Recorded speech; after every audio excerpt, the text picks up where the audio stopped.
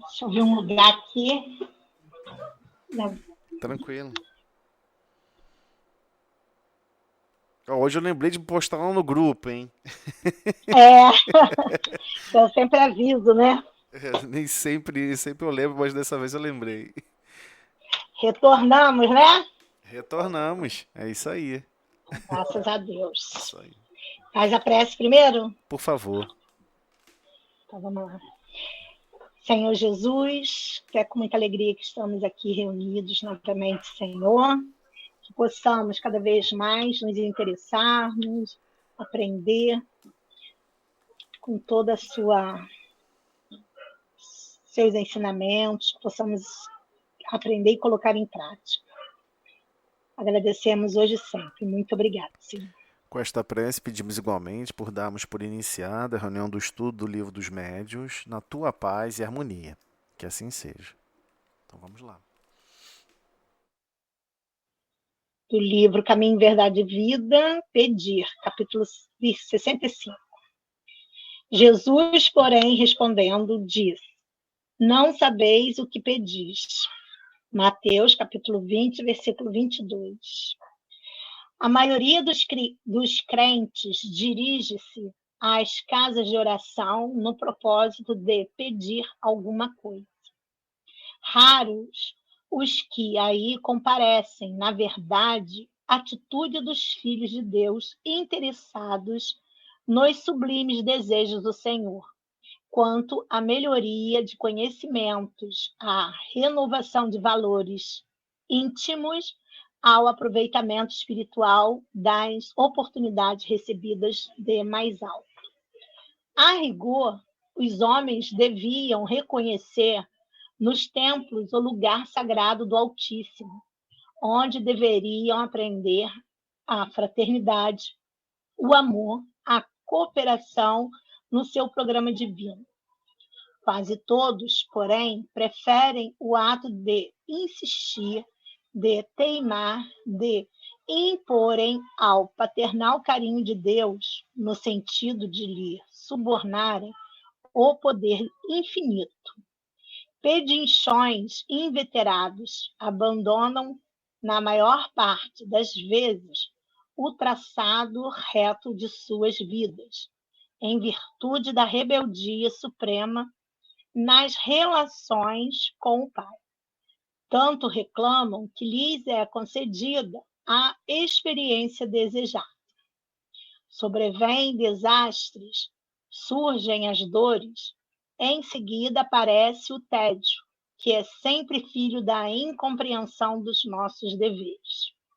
Provocamos certas dádivas no caminho, adiantamo-nos na solicitação da herança que nos cabe, exigindo prematuras concessões do pai à maioria do filho pródigo, à maneira do filho pródigo. Mas o desencanto constitui-se em veneno da imprevidência e da irresponsabilidade. O tédio representará sempre o fruto amargo da precipitação de quantos se atiram a patrimônios que lhes não competem. Tenhamos, pois, cuidado em pedir, porque, acima de tudo, devemos solicitar a compreensão da vontade de Jesus a nosso respeito. Essa página é muito bonita. Pode comentar. Quiser comentar também, fica à vontade. Pode interromper, a gente vai avançando.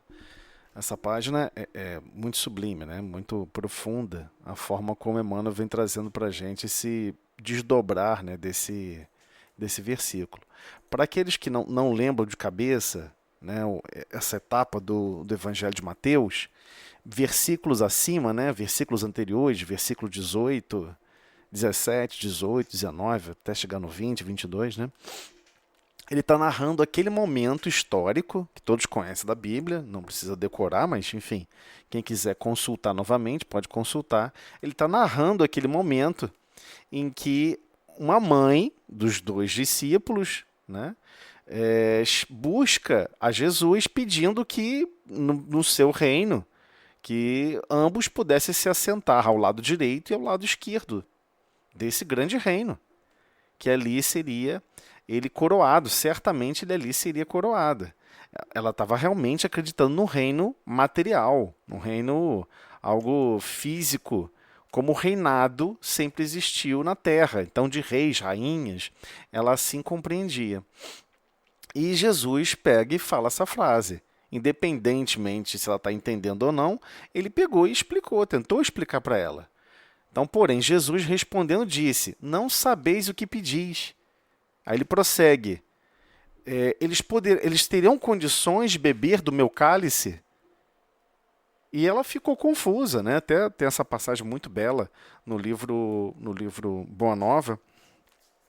Eu depois posso disponibilizar de novo, né, o áudio, para vocês ouvirem, né, a radionovela que foi feita dessa obra fantástica do livro Boa Nova, onde depois o marido vai ter diretamente com Cristo para tentar entender, né, com Jesus, mas Senhor, o que você quis dizer com isso?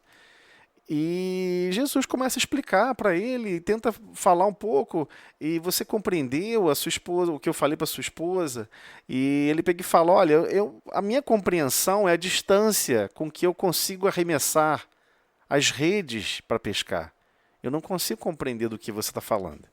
E ele foi sincero, ele abriu o coraçãozinho ali e falou que não entendi nada. Como assim não vou conseguir beber do seu cálice? E Jesus pega e explica para ele. Mas isso está no livro Boa Nova. Não está aqui descrito pela narrativa de Mateus. Mateus não tem como narrar a cada minuto, a cada segundo, tudo que Jesus falou. Senão seria uma máquina que estaria copiando tudo que ele está falando para passar limpo. Então essa obra mediúnica do livro chamado Boa Nova traz essa versão explicativa, detalhada, explicando. Você já ouviu algum enviado de Deus, algum enviado divino, algum profeta, e aí profeta na sua real significação, né? Nós perdemos a identidade do que significa a palavra profeta. Então, aqueles espíritos que reencarnavam em certos grupos para dinamizar, para promover melhorias, promover progressos, enviados divinos para esse propósito, não era simplesmente alguém que vai prever o futuro.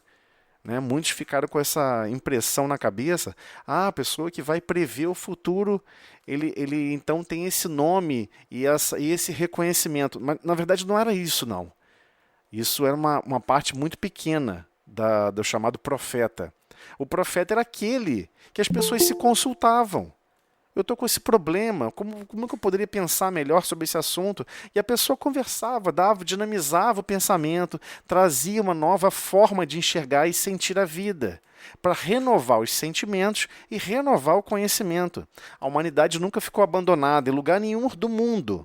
No Japão foi enviado uma série de missionários, Índia, China, nenhum país ficou abandonado nos seus idiomas particulares, de profetas que não necessariamente estariam prevendo ou predizendo a vinda do Messias, como ocorreu muito no povo hebreu, mas ele estaria ali explicando e tentando amenizar e tentando aprimorar a consciência de cada uma daquelas almas que cercavam ele. Ele queria fazer parte desse projeto divino. Ele quer, todo espírito que reencarna, missionário, ele quer fazer parte, cooperando com um projeto para todos que possam se tornar uno. Deixa cada um de querer cuidar e correr atrás do seu para buscarem projetos de cooperação. É assim na natureza, no reino mineral, é assim no reino vegetal, é assim no reino hominal, e igualmente é assim no reino angelical, não tem jeito. Todos buscam se unificar em torno do uno. Quem é a única unidade essencial é o divino, é Deus. Todos querem orbitar a uma distância mais próxima possível de Deus, compreender a vontade divina, compreender o projeto divino, compreender, afinal de contas, o que eu vim fazer aqui? Qual é a minha função? Qual é o meu objetivo? Que são as perguntas filosóficas mais intrincadas da história da humanidade. Todos se perguntam isso continuamente. Alguns vão se perguntar mais, de onde eu venho, para onde eu vou. O espírita não tem mais essa opção. O espírita já sabe de onde ele vem e para onde ele vai. Ele não fica mais com essa dúvida. Mas a dúvida persiste, a fundamental persiste. Qual é o meu objetivo nesse grupo, com esse aspecto, com esse perfil, com as capacidades que me foram fornecidas? Então, antes de reencarnar, me entregaram 6 gravetos. Olha, você tem que pegar esses gravetos e dinamizar com gravetos dos outros cooperadores e vocês juntos vão se harmonizar na vontade divina. Essa grande complexidade que se chama reencarnar. Então as pessoas estão vindo para a casa espírita, ou não importa o grupo religioso, tá? Está indo para um culto evangélico, está indo para uma casa católica, não importa. Ele está dizendo o seguinte: todas essas casas de oração, as pessoas estão indo lá para pedir. E pedir, e pedir, e pedir. Mas pedir o quê? Tudo que tinha que ser entregue a você já foi entregue. Não, mas eu quero a experiência do outro. Não, eu quero ser bilionário. Não, eu quero ter um corpo perfeito e ser perfeita fisicamente por fora. E começa a querer viver a realidade do outro. A missão do outro. A atividade que o outro compete ao outro exercer. Nossa, conheci um professor tão incrível. Queria tanto ser professor. Já percebeu como todo mundo fala isso? Uma coisa esquisita que acontece com todos nós, tá? Se vocês se perguntarem, vai acontecer com vocês também. Com todos nós, se vocês revisarem a sua consciência, o que lá atrás você falou com as pessoas, e todos, de certa maneira, já se perceberam isso. Você vê uma pessoa que é muito apaixonada falando sobre história. Aí, de repente, você fala, eu queria tanto falar de história como ele fala. Mas ele é ele, você é você. Deus não cria cópias de espíritos. Não existem 2 espíritos iguais. Não faz sentido copiar. Porque se o projeto é de cooperação, só existe progresso através da cooperação, cada um tem que ter um jeito diferente, uma forma diferente, um coração diferenciado, uma lógica e um perfil de vontade, de abnegação e de amor diferenciada que vai cooperar no projeto. Senão o projeto não tem sentido. E a gente descobre isso muito rapidamente. Não, todos na Terra têm que ser mulheres. A humanidade acaba. Todos na Terra têm que ser homens. A humanidade acaba. É meio que óbvio. Mas a gente não percebe. Não, todo mundo tem que ser juiz. Acabou. A estrutura social se dilacerou. Todos têm que ser, por exemplo, fabricantes de maçã, fabricantes de manteiga. Aí todo mundo vai fabricar manteiga. Mas quem vai fazer o pão? Quem vai colher o arroz? Quem vai plantar? Quem vai buscar o mineral? Né? O óxido de cobre, o óxido de ferro, para você poder derreter, aquecer, para produzir o ferro gusa, para depois do ferro gusa você conseguir produzir a liga, e a liga de aço, a liga de titânio. E a importância do alumínio? Quem vai fabricar o alumínio? Quem vai fabricar a mesa? Quem vai fabricar a cadeira? Quem vai pegar o silício, peneirar, refinar o silício para fazer um wafer de silício, para produzir um chip, para poder produzir um processador, para todo mundo estar usando esse recurso agora digital. São milhões e milhões e bilhões e bilhões de cooperações ininterruptas, proposital. Isso é um projeto divino. Ninguém está se desenvolvendo para Deus para se tornar 100% independente. Não, quando eu me tornar um espírito puro, eu não preciso de mais ninguém. Eu vou ser o melhor em física, o melhor em matemática, o melhor em química. Eu vou ser o tal. Vou poder fazer tudo sozinho e só vou liderar. Está totalmente errado. Esse conceito é um conceito materialista. O conceito divino de progresso é de interconexão, é de cooperação. Ninguém vai desejar ser super capaz. Ele vai desejar ser super fraterno. Ele vai querer que aquele outro coração forneça recursos que, somado aos dele e de tantos outros corações, vão enquadrar e melhor compor o projeto divino, vão melhor executar o projeto divino juntos. É esse o objetivo. O objetivo maior é esse. Então, não faz sentido você ir para uma casa espírita, para um grupo evangélico, para um grupo católico, não importa onde você vai. Ah, mas eu fui lá, né? Eu sou católico não praticante, eu sou espírita, mas eu gosto também de ir não sei aonde, gosto de não sei... Não tem problema nenhum. O problema é, o que a sua consciência está buscando? Que é você. Você, como espírito mortal, está buscando. Você chega nesses lugares e fica, Senhor, eu vi um carro tão bonito lá fora. Ah, Senhor, me dá um carro desse, eu quero tanto um carro desse. Se apaixonou pelos ursinhos de pelúcia da terra. Deus permite, ué, não tem problema nenhum. Você vai perceber que a autonomia para o progresso é total. O problema é que a autonomia depende da sua vontade. Sem a sua vontade, a força de vontade, né, a palavra boa vontade perdeu o foco, né? Perdeu o poder completamente. Você fala boa vontade para alguém, ninguém sabe o que significa. A força de vontade, a sua vontade de querer realmente dinamizar a sua vida, dinamizar os corações que te cercam, servir alegremente, fazer parte de um grupo e falar, hoje eu lavei 18 pratos e eu só sujei um. Olha que alegria. Eu pude utilizar a minha vontade, os meus braços, os produtos químicos chamados detergente, que eu não sei como fabrica, mas está lá, alguém fabricou para mim. E eu só troquei por dinheiro no supermercado. Ou na vendinha, ou na quitanda, não importa. E eu pego essa coisa, coloco numa buchinha, que eu também não sei fabricar, e eu vou esfregar e aquele prato vai estar apto para que outra pessoa possa utilizar. E eu estou fazendo parte desse grande conglomerado de experiências, que por enquanto todo mundo está buscando a felicidade em algum lugar, menos no coração do próximo. É estranho. A gente está buscando... Onde está a felicidade? A gente fica buscando. Ah, a felicidade está naquela casa, a felicidade está naquele carro, a felicidade... Sempre em princípios materialistas.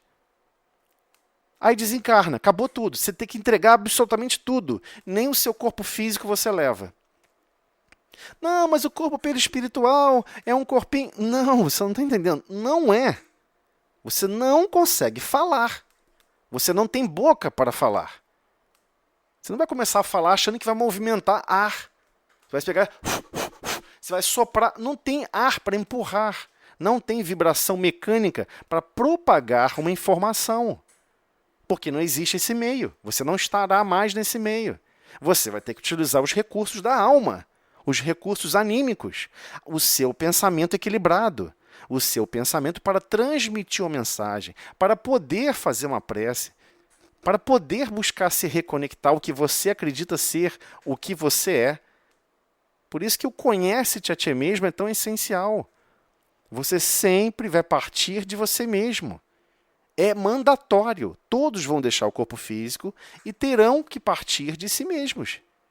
Como? Da sua própria consciência. Como você se relaciona com o próximo? Como que você conversa com o próximo? Como que você sente o próximo? Essa forma de dinamizar o seu pensamento é uma relação de ação entre alma para alma. O pensamento viaja no fluido cósmico universal, mas ele se conecta de uma alma para outra alma. E você está eternamente conectado com essas almas. Você não tem como se desconectar delas. Esses grupos são os mesmos. Quando você desencarna, você vai ser acolhido por esses grupos. Grupos que você já faz parte. É inevitável. Então, o que exatamente nós estamos pedindo na casa espírita, seja onde for? Ah, mas os outros não têm essa consciência. Não, não importa. Não importa. Vamos pensar claramente no que Mateus destacou para a gente e que Emmanuel está trazendo uma forma de a gente conseguir perceber um pouco mais profundamente.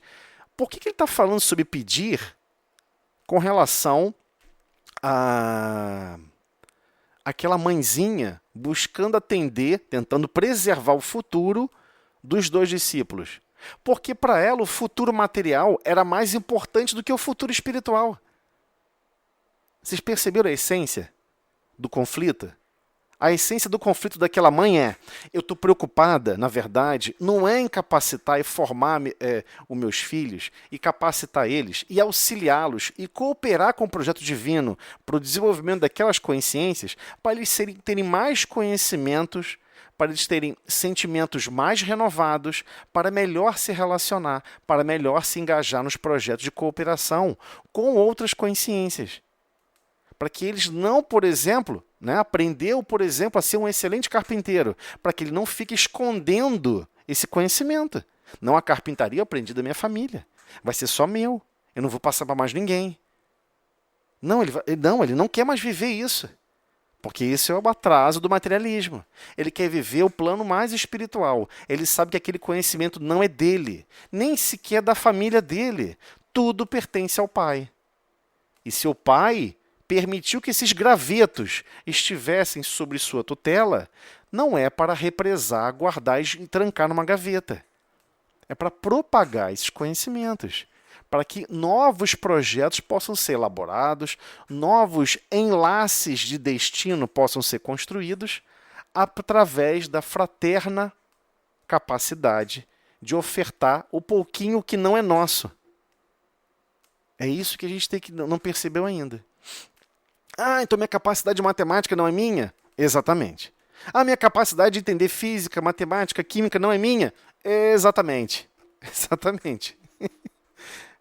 Poxa, mas eu vivo a estrutura de educação na Terra de uma maneira totalmente contrária. Eu aprendi que tudo que eu aprendi na educação é meu. O conhecimento eu vou levar daqui. Mas o conhecimento não está aqui. O conhecimento está sendo repassado continuamente por irmãos mais superiores do que nós, esses conhecimentos. E esses irmãos também sabem que isso não pertence a eles. São repassados de outros irmãos, de outros e de outros e de outros. E no final, o que importa é que o projeto divino seja cumprido. É que a vontade divina seja cumprida. Então, a gente tem que começar a mudar a nossa prece, mudar a nossa forma de pedir, de oralizar, seja na oração. A oração tem esse poder, né? Oração não é prece, né? Já conversamos sobre isso. A oração não é prece. A oração é oros. Você coloca meio que para fora os seus sentimentos, as suas amarguras, os seus descontentamentos. E o que você quer mudar? Aí a pessoa quer mudar. Porque lá em casa aquela torneira que eu tento consertar não resolve de jeito nenhum. Deus, resolva essa torneira para que eu não tenha que ficar me preocupando com a torneira que fica pingando de madrugada. Mas tem certeza que é esse o objetivo de você estar ali? É esse o objetivo? Então, o que ele vem trazendo é, a maioria dos crentes, eu estou falando da maioria dos crentes, ele está falando da maioria mesmo, ele está falando 95%, está falando um valor elevado. Dirige-se a essas casas de oração com o propósito de pedir alguma coisa. Quando ele diz coisa, ele se refere a coisa, não é abstração não, é coisa material. Quer pedir coisa material, quer que resolva problema, quer que alguma coisa deixe de existir. Eu estou com um problema, eu bati a perna, estou com um inchaço aqui na perna, estou com a perna doendo. Senhor, passa essa dor para mim. Você não deveria estar pedindo forças para cruzar aquele momento com aquela dor? Ou você está pedindo para se livrar da dor? Possível, e a dor que você mesmo causou. O corpo físico é delicado. Se você bater em algum lugar, vai machucar. Se você pular do segundo andar, você quebra as pernas. É uma lei física. Tem a ver com questões físicas. Mas então eu não tenho que ficar pedindo para aprimorar o meu destino e o meu momento com relação ao meu corpo físico? Então, mas o seu corpo físico vai ficar, né? Para trás. E é muito melhor você pedir meios de dinamizar o seu progresso, dos seus sentimentos, do seu mundo íntimo, mudar completamente as vibrações do seu mundo íntimo, que vão refletir no corpo físico, porque essa é a verdadeira origem de todo o mal que nós propagamos para o corpo físico. Se a gente conseguir ter esse domínio da vontade, a ponto de querer seguirmos realmente a marcha de progresso, vai ficar pedindo para cuidar do uniforme de trabalho, que é o corpo físico, e não para transformar a sua própria consciência, para que ela possa marchar no caminho da sabedoria e do amor? É esse o grande problema. Qual é a sua meta? Não, minha meta é a sabedoria e o amor. Ah, mas você nunca vai ser sábio igual a Deus. Não, mas a busca é importante. É a busca da sabedoria que é importante. Não para que essa sabedoria seja minha.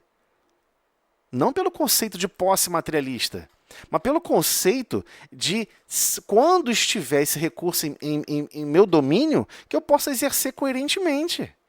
Você pode se tornar um exímio fabricante, por exemplo, uma bela refeição para a sua família. O mesmo você pode fazer incoerentemente, colocando inclusive a saúde em risco dos seus familiares. Ah, mas eu não sabia que eu botei em risco. Eu fiz e entreguei peixe estragado. Estão todos eles passando mal no hospital. Você entendeu? Você não quis se aprofundar em conhecer mais sobre aquele assunto. Você não teve preocupação suficiente. É lógico que faltou informação. Agora, você não vai continuar deixando de buscar. A busca é contínua. Alguém levantou a mão aí. Pode. Foi você, Cláudia? Cláudia? Levantou a mão, Cláudia? Seu microfone está mudo. Desculpa, meu celular tá uma porcaria. Ele acabou Tranquilo. mexendo um monte de coisa aqui, desculpa. Tranquilo. Ah, então você não queria perguntar nada, não? Então tá. Bem, quem quiser, por favor, pergunte, tá? Pare, senão eu vou ficar falando aqui igual um doido. Mas, enfim, esse preâmbulo foi só para dar essa base. Né? O Cristo, o tempo todo, Jesus o tempo todo, estava falando para as pessoas como se as pessoas tivessem consciência perfeita, que é um espírito imortal, que você está vivendo, você está usando um uniforme de trabalho chamado corpo físico e que é fornecido para cada um recursos para que possam melhor cooperar uns com os outros para completar um projeto.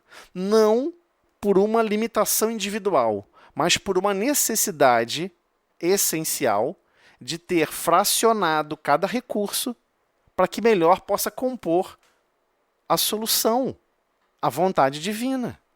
Deus quer que alguma coisa aconteça em certo local. Ele vai demandar 18 mil pessoas. 18 mil almas vão ter que cooperar naquele local para resolver certas atividades, para empenhar e executar certo projeto. 18 mil almas. Aí estão lá, reencarnam, estão naqueles grupos. E não existe uma limitação chamada tempo. Porque você é um espírito imortal, você retorna para o corpo físico inúmeras vezes. Não é uma questão de tempo, é uma questão de vontade. Quando aquele grupo vai se unir e vai ter a vontade de melhorar as condições das vias, melhorar as condições das casas, melhorar a condição de distribuição de energia, de recursos, são projetos divinos. Ah, mas isso é coisa de materialista. Eu achava que tudo que é matéria aqui na Terra é coisa de materialista. Eu não tenho nenhuma função nenhuma com esses recursos. Não tem? Então estaria dizendo que o que você se ocupa, 2/3 da sua vida, é inútil? Não serve para nada?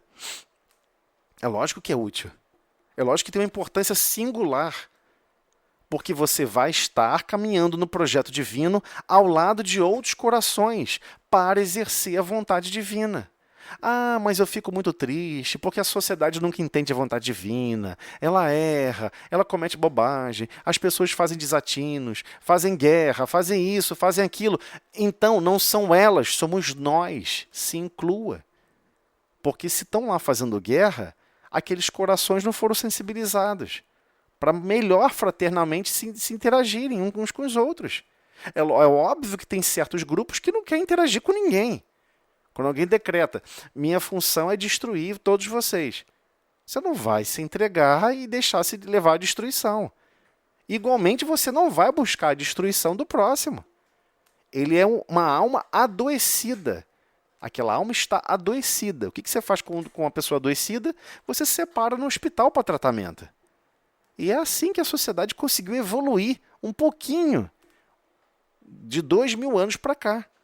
Porque antigamente tudo era assassinato, tudo mata. Pega a história americana.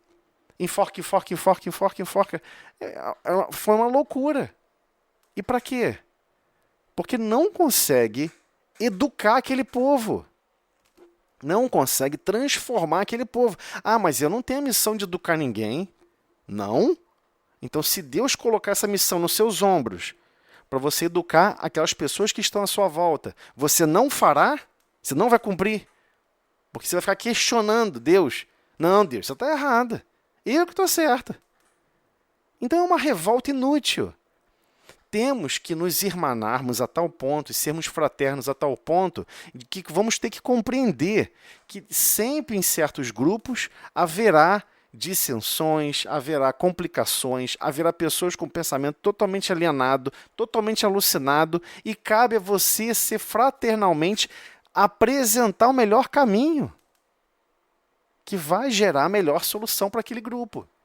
Esse é o grande desafio, chamado de convivência, especialmente convivência no lar. Especialmente convivência no lar. Né? Então, raros os que aí comparecem nessas casas de oração na verdadeira atitude de filhos de Deus. Não, eu sou filho de Deus. Se eu sou filho de Deus, eu quero cumprir a vontade de Deus. Não faz sentido, eu não cumprir a vontade de Deus. Então ele está com interesse nos sublimes desejos do Senhor. Só o desejo de Deus. O que me importa é, eu quero ser de Deus. Eu quero ser de Deus. Não é porque Deus te criou, você é de Deus. Né? Agora a questão que a gente já conversou várias vezes, eu vou falar isso várias vezes até cansar. Fé é um mecanismo de relacionamento. Fé nunca é unilateral. Eu tenho fé em Deus. Não sei, tudo bem, você confia em Deus. Vamos traduzir para confiança. Mas Deus pode confiar em você? Você é confiável? Ele vai colocar filhos, netos, filhas no seu caminho. Você é confiável? Você vai cuidar delas a serviço de Deus? Você vai exercer a vontade de Deus para aquele coração? Vocês estão entendendo? Não importa se você tem consciência do projeto ou não. Não importa se você tem consciência da complexidade ou não. Deus já coloca você no meio do jogo. Você vai aprender jogando. Mas é para chutar ou para cabecear? É para fazer passe longo ou curto? Você vai perceber. Vamos jogando, vamos jogando. Depois a consciência vai chegar. Por enquanto, vamos buscando novos hábitos. E que esses hábitos possam ser repetitivos no sentido de fidelizar boas práticas que dão bons resultados para você e especialmente para com o próximo. Depois você vai conseguir fazer com mais consciência. E não simplesmente por constrangimentos do destino. É isso que é o tópico principal. Então ele está falando, raros são aqueles que com a verdadeira atitude, né, dos filhos de Deus, interessados nos sublimes desejos de Deus, do Senhor, quanto o quê? O que Deus imagina que você deveria estar lá pedindo? Melhoria de conhecimentos. Ah, então peraí.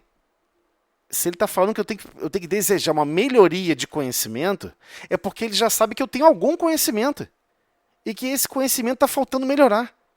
Exatamente. É exatamente isso. Não existe alguém zerado de conhecimento. Nós não aprendemos a falar, quando reencarnamos aqui na Terra, com os nossos pais. É só você um dia. Quando você desencarnar, você faz essa conta e a gente, né, senta de novo e conversa. Faz essa conta assim que você desencarnar. Volta a fita, pede para rever desde de quando você acabou de sair, né, daquele momento de turbilhonamento, de não ter consciência quase nenhuma. Quando você começa a interagir com o mundo externo e com o mundo que te cerca, com quem você passou mais tempo? Com aqueles que estavam fora do corpo físico, te auxiliando a você aprender o idioma, você aprender a andar, você aprender a falar, ou com seus pais. Você senta e faz essa conta, e você vai tomar um susto.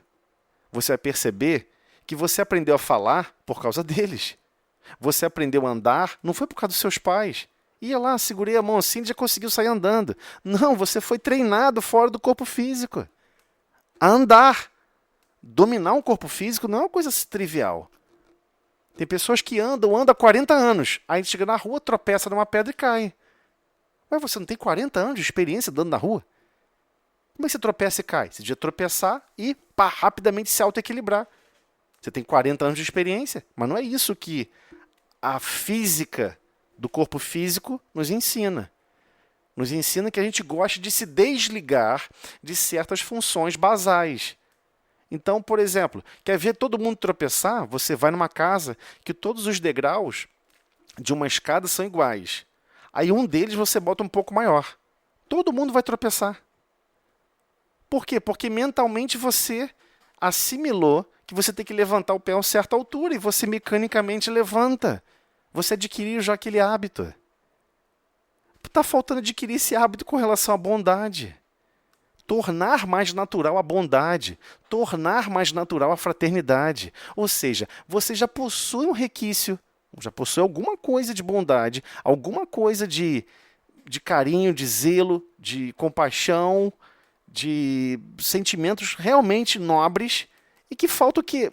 Promover uma melhoria nesses recursos. E por que você não está pedindo isso na prece? Por que você não está pedindo isso? Puxa vida, eu queria tanto ser capaz de amar ainda mais as pessoas que me cercam. Eu sinto que eu não amo o suficiente. Temos que nos sentir assim, porque é a mais pura verdade. Poxa, eu acho que tal dia eu fui tão bondoso com fulano, fiquei tão feliz que eu fui tão bondoso, mas eu ainda acho que foi pouco. Porque eu fui tão bondoso para o meu nível de bondade. Se você nunca ficar, né, buscando ali na fronteira, a querer dar mais um passo em bondade, dar mais um passo em carinho, dar mais um passo em fraternidade, esse recurso não se desenvolve. E não é tão trivial. Ah, eu quero fazer uma bondade para alguém. Você tem que aprender como faz uma bondade. Fazer bondade não é uma coisa tão trivial, não. Ser bondoso, né, ser realmente benevolente, não é tão trivial, não é simples. Você precisa de experiência. Por isso reencarnamos. Então, quando você está aqui, ele falou assim, poucos são aqueles que pedem com relação a quê? Quanto à melhoria de conhecimentos. Conhecimentos sobre a bondade, sobre o perdão, sobre a fraternidade, sobre todos os recursos que você tanto almeja já alcançar, mas que você acha que não tem que melhorar. Tem que ser um salto quântico. Você vai sair de um nível para o outro, um salto fantasioso. Não existe esse salto. É milímetro a milímetro. Mata, palmear. Vai ser palmo a palmo. Você vai completar quilômetros palmo a palmo. Não existe salto.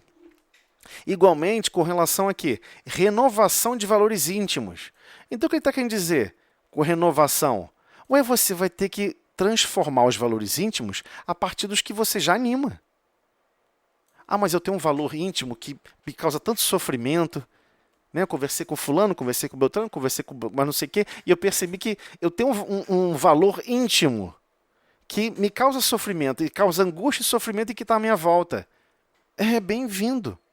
É esse recurso que você vai ter que renovar. Que experiência que você pode pegar dali e transformar. Você sabe executar no sentido negativo do gráfico.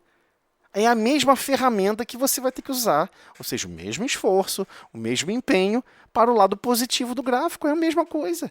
Não tem jeito. Por isso que ele pede para você renovar esses valores íntimos. Ao aproveitamento espiritual das oportunidades recebidas. De mais alta. Aproveitamento espiritual das oportunidades recebidas. Aí começa o problema. Você compreende que reencarnar não é tão trivial. Ah, eu li no livro assim assado, né? Todo mundo lê livro pra caramba, lê um monte de livro, Vida no Mundo Maior, e lê outra obra, e lê outra obra. Mas você está meditando, você para e pensa, o que essa obra está me explicando? Parece que ela está querendo me dizer alguma coisa, eu não estou entendendo. Boa parte dessas obras todas estão dizendo o seguinte, olha só a quantidade de oportunidades recebidas por esses grupos e que depois eles não coerentemente executaram, segundo a vontade divina. Passaram a executar como eles queriam. Ainda consideravam que aquelas oportunidades era mérito delas. Né? Quantas pessoas desencarnam, né? Rainhas de França, rainhas não sei de onde, pega aí, e aí a pessoa realmente se acha um enviado de Deus, que é um ser superior. E não porque está cumprindo uma parte daquela atividade, daquele grupo. E que, na verdade, nada daquilo te pertence. E que aquilo foi uma oportunidade recebida a servir ainda mais, a amparar ainda mais, a engajar o destino de todos para o progresso ainda mais. E que, na verdade, tudo acaba sendo observado como sendo uma coisa simples, uma consequência simples, de uma origem simples, mas na verdade não é isso. É toda uma questão de aproveitamento espiritual que a pessoa deveria estar absorvendo daquelas oportunidades e não tá conseguindo alcançar, não está percebendo. Porque ela não está se perguntando todos os dias, o que Deus quer de mim nesse contexto, nessa situação. Aqui tem uma página de Emmanuel, eu não me recordo agora o nome, mas vocês sabem que eu repito ela direto, porque foi uma página que me impactou profundamente e eu só compartilho os comentários daquilo que me impactou também. Eu não me recordo o nome da página, mas é a página que explica, Emmanuel explica de maneira enfática o que significava o que Jesus quis explicar. Pedi e obtereis, buscai e achareis, e batei e abrir-se-vos-á. Aquilo sempre ficou estranho, né? As pessoas sempre tratavam de novo com um olhar materialista, né? Pedi um carro novo, pedi uma super casa de 8 andares, pedi 8 carros na garagem. A pessoa acha que é isso, mas não é. E aí Emmanuel pega e explica nessa página e deixa claro. Pedi caminhos para que você possa se transformar. Senhor, me envie projetos em que nesse meio desse projeto, com essas pessoas, eu vou perceber que, na verdade, eu vou agir com o meu mundo íntimo de uma forma destrambelhada e eu vou ver que eu causo tristeza. Eu vou agir de uma forma destrambelhada e eu vou ver que eu causo raiva no outro. E aí eu vou querer mudar, porque eu vou estar causando raiva e tristeza naquelas pessoas que eu digo que eu amo. Pedir. Aí você está pedindo o quê? Oportunidades para perceber a si mesmo e constrangimentos de destino a buscar você se transformar. Isso chamado expiação. Você vai experimentar quem você é sobre as consciências que você ama. É assim. A pessoa está cansada do trabalho, aí chega em casa, maltrata o filho, maltrata a filha, maltrata não sei quem, maltrata não sei o que lá. A pessoa está angustiada com alguma coisa. Aí ela passou a pessoa... É isso. É isso. Você vai ter que eleger o que é mais importante. Você quer ter razão ou você quer produzir a paz? Você quer elaborar situações complexas, métricas complexas de vida que ninguém consegue atender, nem mesmo você, mas você acha que consegue. E aí impor isso a terceiros com uma forma de melhor viver, ou você vai querer perceber a contribuição de cada coração? E saber que essa construção é lenta e demorada. Então, quando ele fala sobre isso, pedir, né? Pedi e obtereis. Obtereis o quê? Você vai obter um novo caminho. Senhor, eu sou tão impaciente. Ah, Senhor, me coloca no meu caminho formas para eu poder ganhar paciência. Eu quero obter paciência, porque eu tenho certeza que se eu for mais paciente, eu vou errar menos. Eu não vou maltratar as pessoas, não vou falar de uma maneira descortês, eu vou ser mais afável, mais meiga meiga e humilde de coração. Eu vou melhor deixar os traços reais da benevolência. E o que ele faz? Ele te envia mais problema. Como é que você quer treinar paciência se ninguém tentar tirar sua paciência? Como é que você quer desenvolver a paz? Como é que você quer desenvolver a paz? Não. Como é que você quer desenvolver a harmonia se não tem ninguém desconstruindo a harmonia que você está vivendo? Senão não tem treinamento. Como é que você quer treinar, por exemplo? Queria tanto, Senhor, aprender a nadar, mas sem entrar na água, Senhor, porque a água está fria, né? Eu quero aprender a nadar só olhando. Vou ver uns vídeos. Poxa, lá, legal, lá, pronto. Não tem como, é impossível. Você vai ter que mergulhar na água. Queria tanto andar de bicicleta, acho tão legal que anda de bicicleta. Lá, 2 rodas, uma coisa instável. A pessoa consegue promover a estabilidade de uma coisa instável. Que experiência maravilhosa. Eu quero ler um livro sobre isso e tal. Para mim tá bom, eu não preciso. tudo bem, então você não vai exercer a sua consciência naquele treinamento. Então, você começa a compreender que o verdadeiro aproveitamento espiritual das oportunidades, eles são mais complexos do que a gente imagina.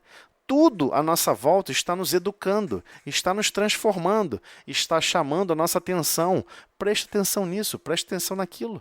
Você pode melhorar aqui, você pode, né, abrir mão disso aqui, abrir mão daquilo ali. Sempre um convite para a gente poder se transformar. Esse é só o pedir, tem o buscar e tem o bater.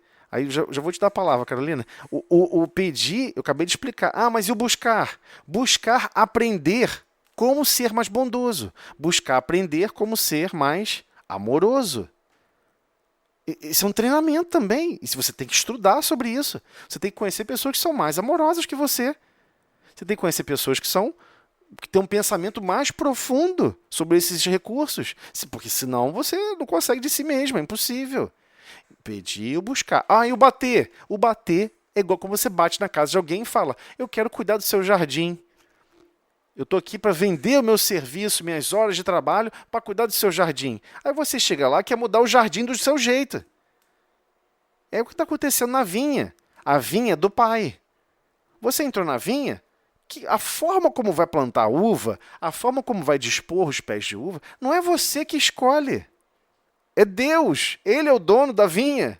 Você só está batendo na porta para pedir trabalho. Isso aqui é obrigar Deus a mudar o projeto, que ele tem infinito amor e sabedoria e sabe como executá-lo. E não, você quer que mude para o seu jeito. Então, pedir, buscar e bater não é tão trivial como a gente imagina, né? Pode falar, Carolina.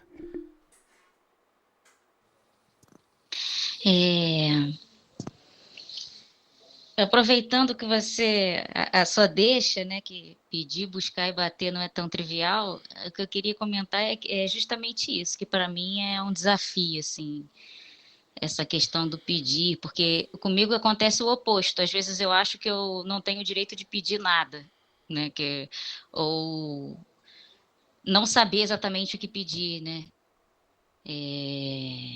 Eu peço muito sabedoria a Deus, né, nas minhas orações. Peço força, né, energia para as coisas que a gente tem que fazer, né? Mas às vezes eu sinto que eu estou precisando de mais alguma coisa que eu não sei exatamente como pedir, exatamente o que eu tenho que pedir.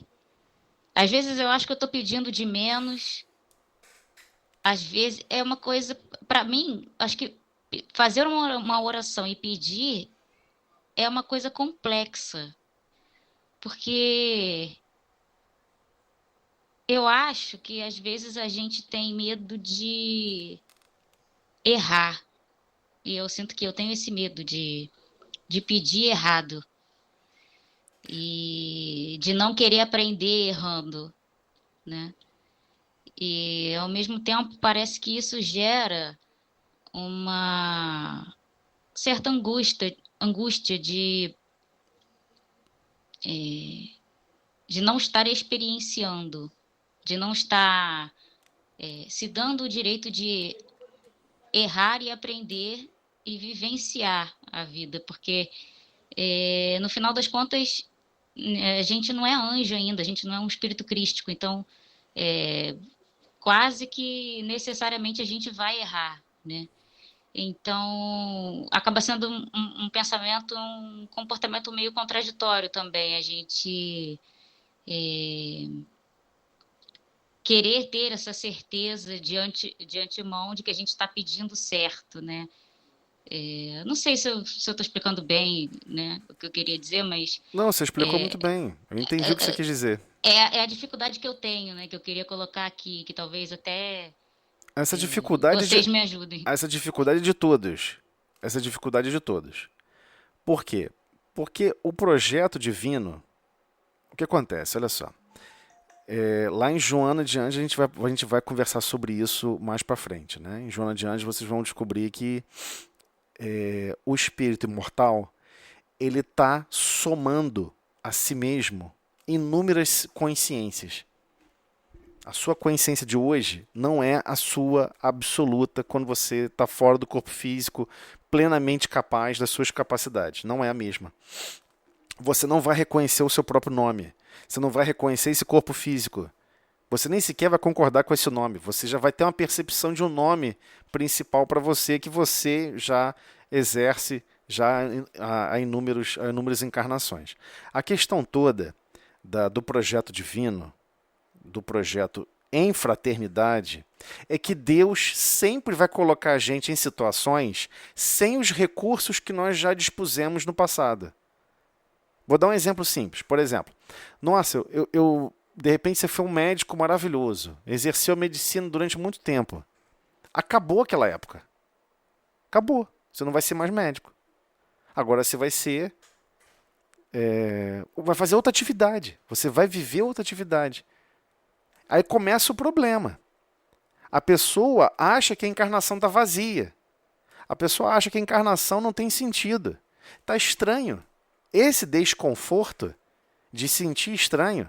Primeiro você olha para o próprio espelho e se acha estranho. Bem, eu sempre me achei estranho. Eu sempre olhei no espelho e nunca reconheci meu rosto. Às vezes, quando eu levanto meio sonâmbulo, eu tomo um susto, né? Porque eu acho que o meu rosto mudou na hora, mas é porque eu estava voltando para o corpo já andando por aí.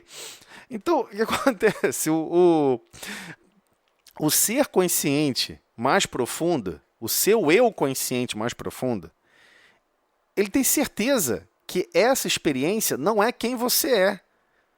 Você não é aquela experiência. Mas Deus está permitindo que essa camada de experiência vai somar com as outras experiências que você já tem.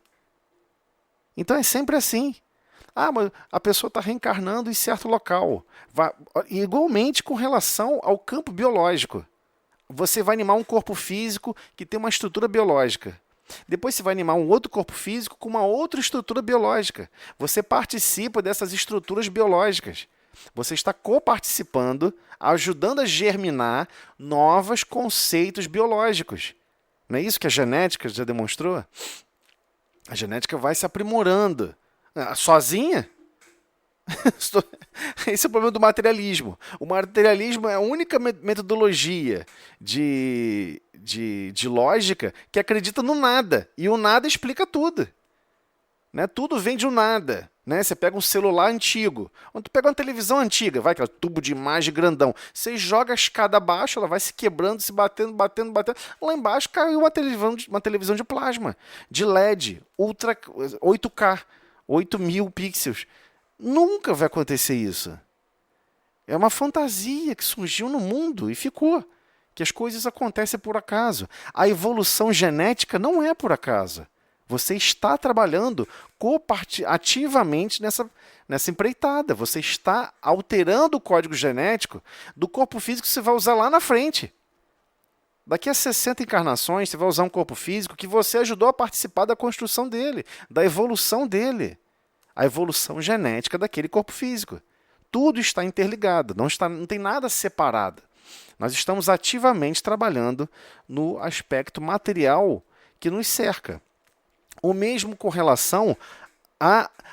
eu estou preocupado se eu estou errando ou não. Eu acho que não vai dar tempo, falta só um minuto para fechar a sala, mas vamos tentar. A questão de estar errando ou não você possui já algum modelo e guia? Não, agora eu já possuo modelo e guia. Né? 2.000 anos possuo modelo e guia. Os outros milhões de anos para trás eu não tinha modelo e guia, mas agora eu tenho. É esse o problema. Como se adaptar a esse modelo e guia? É esse o grande desafio. Vamos continuar lá na próxima? Eu vou abrir uma próxima sala. Vou mandar o link para vocês agora. Só um minutinho.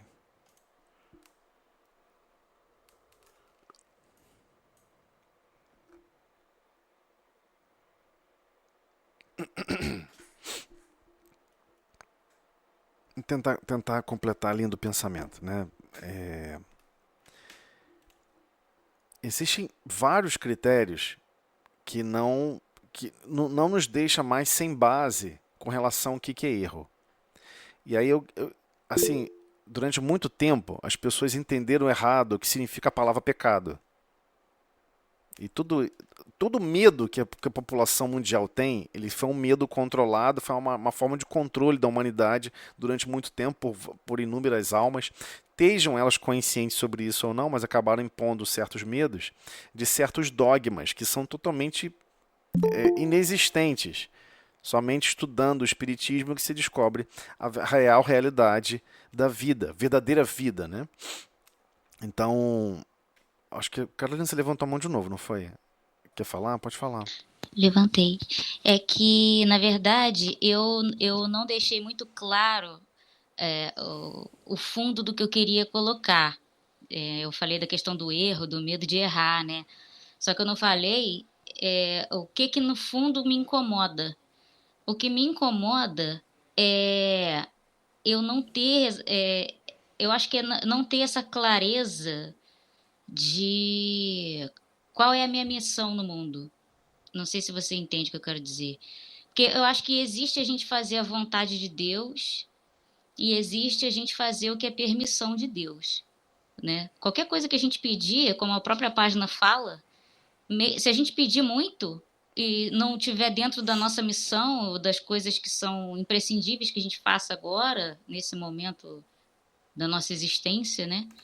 Deus vai permitir. Ele vai permitir que a gente erre, né? Só que o ponto é esse. Eu não quero fazer o que é permissão de Deus, eu quero fazer o que é vontade de Deus.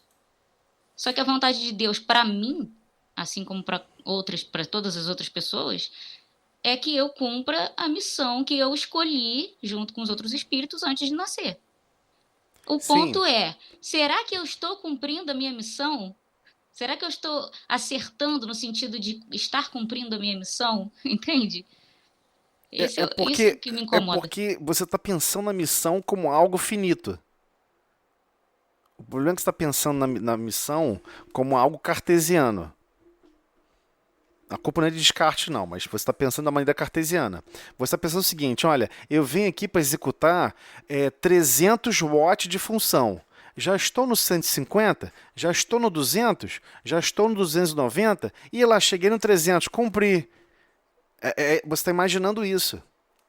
Agora imagina do ponto de vista divino. O ponto de vista divino ele pensa o seguinte, eu quero que todos evoluam em amor e sabedoria. Um passo a mais na marcha do desenvolvimento. A questão é, você está cooperando nesse projeto de cooperação, porque é de cooperação. Não existe projeto individual. Essa que é a parte difícil de aceitar. Eu já falei isso aqui várias vezes, várias pessoas me contestaram. Não, que isso? Você acha que a gente não pode marchar para Deus, então, pela nossa própria vontade? Sim, mas é sempre através do próximo. Não tem como ir a Deus sem o próximo. Não tem sentido físico isso. Nem sequer físico em termos de lógica. Não tem como você evoluir para Deus decidindo com qual próximo você quer viver, com qual próximo você quer conviver. Eu só vou escolher espírito puro. Eu só quero viver eu, Cristo e outros Cristos. Não, você está pensando nisso pelo benefício. De absorver o benefício de estar perto de pessoas que vão somar para o seu destino. Mas nenhum passo que você dá para frente é seu, em absoluta. E na obrigatoriedade divina, você tem que auxiliar todos os outros que estão ao seu lado. Mas como eu devo fazer isso? Pelo exemplo do amor, pelo exemplo da renúncia, pelo exemplo da dedicação, pelo exemplo do carinho, pelo exemplo de bondade. Foi isso que o Cristo fez. Ele foi só exemplo. Ele não elencou um monte de regras e falou, por favor, sigam essas regras. Ele veio e falou o seguinte, eu vou viver como é viver a vontade divina. E veio e viveu essa vontade divina.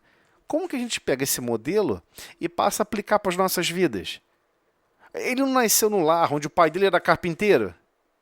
Ele pegou e falou assim, carpintaria eu não vou mexer. Isso é coisa de pessoas de outro grau de sociedade. Eu não vou mexer com carpintaria. Eu tenho capacidade de conversar com pessoas do Sinédrio, com pessoas extremamente complexas, com mentes extremamente evoluídas. Eu vou conversar só com eles. Eu tenho a missão de guiá-los. Não, ele achava que ele tinha importância fundamental de tornar o dia a dia de todos que estavam na carpintaria mais alegres. tornar o dia mais suave. E é isso que todos narravam. Que quando ele estava junto, era uma alegria só, o dia ficava suave, o dia passava que as pessoas nem percebiam, não sentiam pesos das tarefas, todos tratavam as tarefas com muita alegria, com muita ternura, com muito carinho, porque viam o carinho e a ternura que ele tratava as atividades. É porque a gente está imaginando que a nossa missão são em coisas grandiosas, enquanto que a nossa missão são em coisas pequenas do dia a dia. Não existe missão grandiosa. A missão grandiosa ela só existe em conjunto, por cooperação. Tudo se constrói com pequenas contribuições de uns com os outros. Então, o clima de uma casa, você é responsável por esse clima. O clima de ternura, de carinho, de afabilidade, de doçura, é responsabilidade sua. Ah, mas eu vou ser afável, meigo e carinhoso com quem não é afável, meigo e carinhoso comigo? Bem-vindo ao projeto divino. Esse é o desafio, né? Sermos de Deus em locais onde as pessoas não compreendem isso. Esse é o grande desafio. Pode falar, Guedes. Tudo bem? Boa noite. Acho que seu microfone está fechado ainda.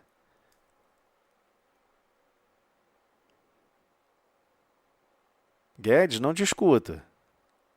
Não estamos te ouvindo. Agora sim, você desbloqueou o microfone. Pode falar, meu amigo. Engraçado, não tô conseguindo te ouvir. Não sei se seu microfone está com problema.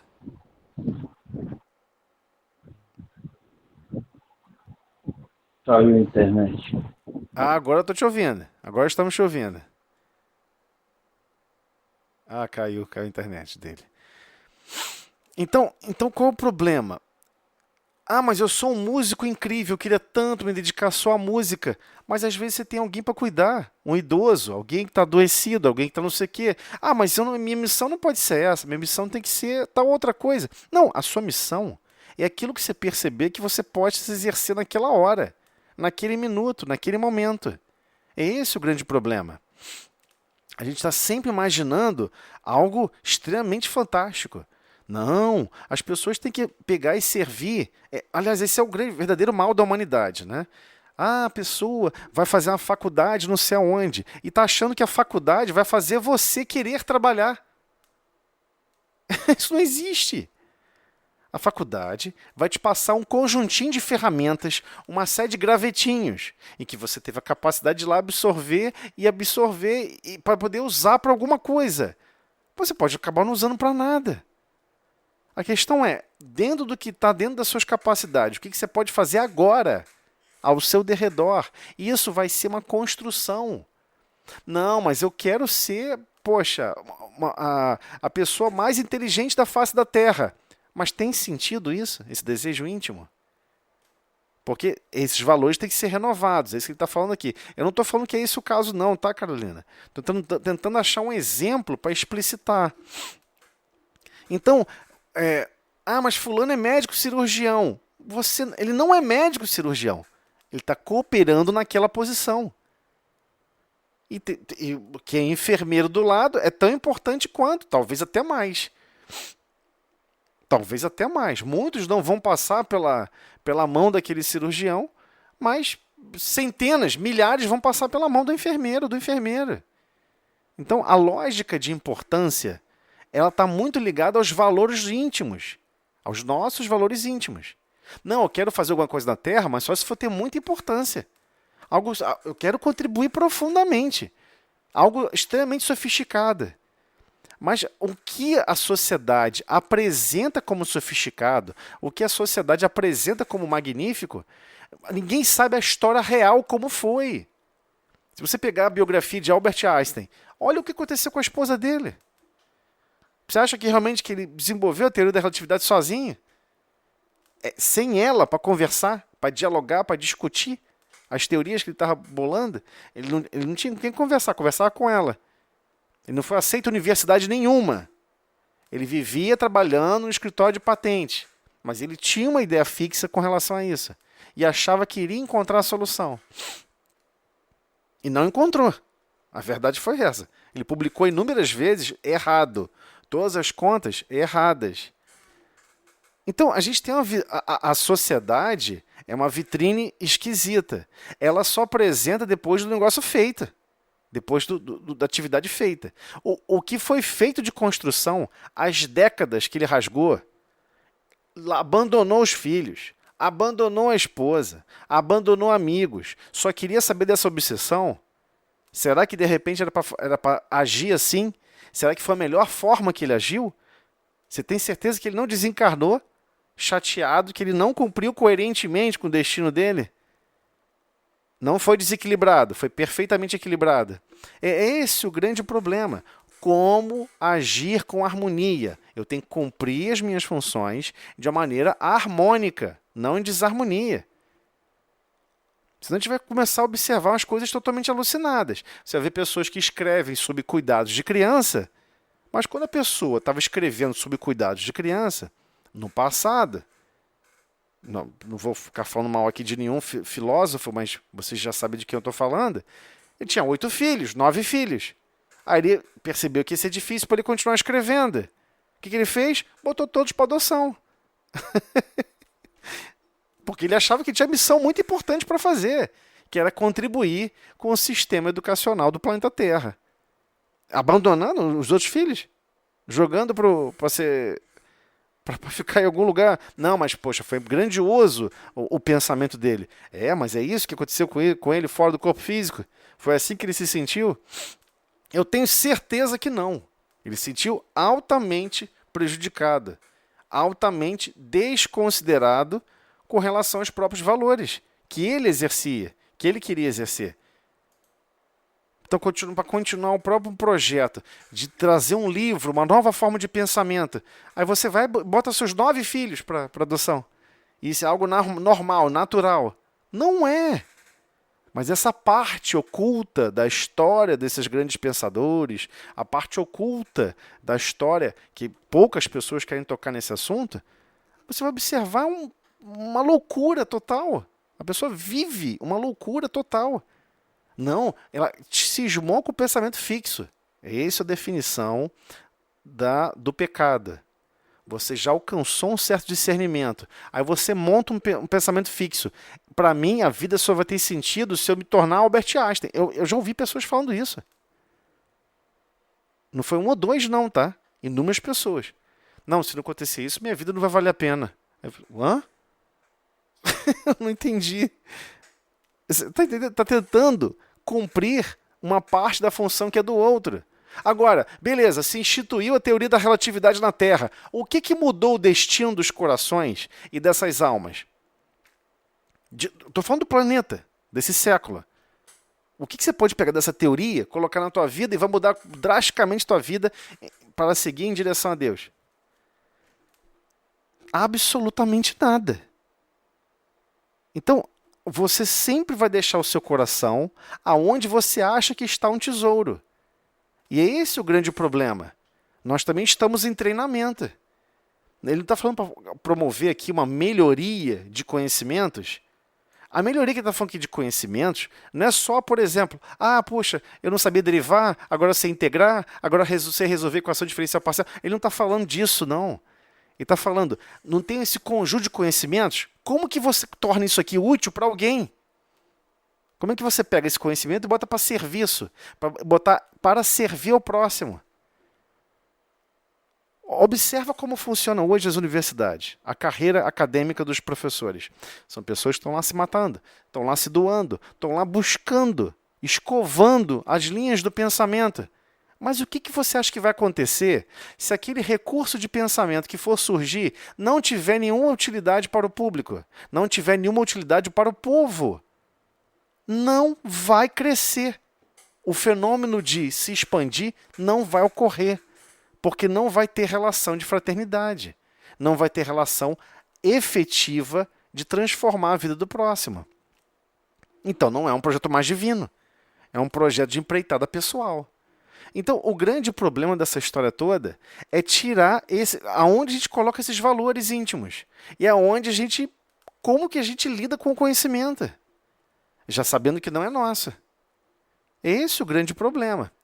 Eu compreendo que muitos ficam se perguntando, poxa, mas, né, por exemplo, se você reencarna numa família e todo mundo é político, a chance de você se tornar político é de 90%. A realidade é essa. Não, você nasceu numa família onde todo mundo é alfaiate. Você vai, com certeza vai aprender a profissão de alfaiate. Você pode não querer exercer essa profissão, mas você vai aprender. Pelo menos você vai ter a possibilidade de aprender. Você pode rejeitar. As pessoas rejeitam. É o que mais acontece. A pessoa quer viver outra coisa. Não quer aprender aquilo que está sendo obrigado a aprender. E assim vai, com relação a tudo na vida. Ah, mas poxa, tal pessoa, ou tal fulano, tal beltrano, só cuida de alguém. É uma cuidadora. Eu não quero aprender as atividades de uma cuidadora. Não quer? Então você conversa com Deus. Porque Deus acha que é importante agora você aprender atividade de cuidadora. Se você vai exercer ou não, não importa. Mas que você tem a oportunidade de aprender, você tem. Eu estou falando arbitrariamente, de maneira tentar exemplificar esse pensamento. É difícil a gente conseguir captar essa essência, porque a gente não está preocupado isso no dia a dia. O que Deus espera de mim nessa situação? Dentro dos recursos que eu tenho para trabalhar agora, o que eu tenho que estar fazendo agora? Ah, eu vou tentar nessa direção. Aí você vai lá e tenta. E eu acho que não é. Tenta na outra. Aí tenta na outra com o mesmo afinco e com a mesma boa vontade. Sem desanimar, sem se entristecer. Ah, mas eu não consegui. Ah, mas eu falhei. Sabendo que vai falhar. E sabendo que vai levantar. E vai cair. E vai levantar. E vai cair. É assim tudo. Não existe um milagre automático. Ah, mas poxa, eu conversei com pessoas que eram tão boas em matemática, em cálculo, ou em física, ou em química, ou em biologia. Mas você não sabe as centenas de encarnações que ele teve naquele assunto. Você não sabe os milhares, quem sabe milhares de tempos, unidades de tempo, que essas pessoas se dedicaram fora do corpo físico para compreender certos fenômenos, para ajudar a somar naquela direção. A pessoa teve que abandonar um monte de coisa. Ah, mas eu queria ser músico. Não, mas você está sendo chamado agora para servir aqui. Não, mas aqui, puxa, a vida não quero. Então, a capacidade de se adaptar a qualquer cenário é uma prática que deveríamos pedir. Ah, Senhor, eu queria tanto ter essa capacidade de me adaptar, de conseguir me adaptar a qualquer tipo de função, de eu valorizar todas as oportunidades, todas as funções, todas as condições de trabalho, até mesmo as pessoas que estão à minha volta. Certos corações têm que estar à minha volta. Parece que vai ser importante esses corações em relação ao meu destino. Que eu os cative, que eu consiga me interligar fraternalmente com eles em qualquer tipo de atividade. E é assim. Quando você pega aquele livro Paulo e Estevão, foi impressionante, né? Paulo e Estevão, quem não conhece essa obra, por favor, busque. Eu sei que eu estou devendo, alguém vai me cobrar isso, né? Eu não coloquei o livro Paulo Estevão lá no canal lá né, que ele estava botando as radionovelas, os livros, né? Eu vou subir, desculpe, eu não consegui fazer isso antes, né? Por problemas técnicos. Mas enfim, o livro Paulo Estevão chega um momento, um divisor de águas. Paulo vivia do dinheiro do Sinédrio. Era basicamente um funcionário público. Nunca pensou que um dia fosse ter dificuldade financeira. Não precisava pensar em dinheiro. O que? Cavalo? Troca. Carruagem? Troca. Casa? Chácara? Casa? Fazendo o que ele quisesse. Ele tinha. Eis que ele encontra com Cristo. E ele vai contar a experiência que ele teve. E provar, olha, esse é o Messias. E o que, como Paulo explica, é inigualável em termos de conjunto de lógicas. Eles tinham que aceitar, era lógica, mas eles não aceitaram. E Paulo nunca mais pôde, em lugar nenhum, falar sobre o Cristo, muito menos aparecer em lugar nenhum, e foi expulso do Sinédrio. Primeira coisa que é expulso, corta o dinheiro. Ele não tinha o que comer. Narra no livro, ele falando. Ele vai diretamente conversar com Gamaliel. Gamaliel era aquele espírito que estava preparando Paulo, estava guiando Paulo. Aí ele chega para Gamaliel, mas Gamaliel, eu não tenho o que comer. Meus amigos não querem mais saber de mim. Eu fui em casa buscar ajuda e recurso com meus pais. Meu pai me excomungou de casa. Não quer falar mais comigo. Me expulsou, me deserdou, não tem nem herança mais. O que vai ser da minha vida? Gamaliel pega e fala para ele: meu amigo, na sua família, qual era a prática de formação profissional do seu núcleo familiar? Minha prática, alguns são vendas, não sei o quê. Ele era fabricação de